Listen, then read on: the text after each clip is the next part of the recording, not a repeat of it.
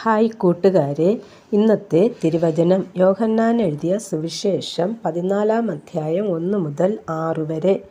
നിങ്ങളുടെ ഹൃദയം കലങ്ങിപ്പോകരുത്. ദൈവത്തിൽ വിശ്വസിപ്പിൻ, എന്നിലും വിശ്വസിപ്പിൻ. എൻ്റെ പിതാവിൻ്റെ ഭവനത്തിൽ അനേകം വാസസ്ഥലങ്ങളുണ്ട്. ഇല്ലെങ്കിൽ ഞാൻ നിങ്ങളോട് പറയുമായിരുന്നു.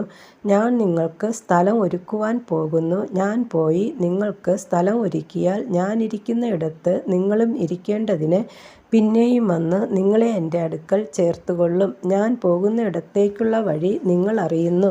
തോമസ് അവനോട്, കർത്താവേ, നീ എവിടെ പോകുന്നു എന്ന് ഞങ്ങൾ അറിയുന്നില്ല, പിന്നെ വഴി എങ്ങനെ അറിയും എന്ന് പറഞ്ഞു. യേശു അവനോട്, ഞാൻ തന്നെ വഴിയും സത്യവും ജീവനും ആകുന്നു. ഞാൻ മുഖാന്തരമല്ലാതെ ആരും പിതാവിൻ്റെ അടുക്കൽ എത്തുന്നില്ല.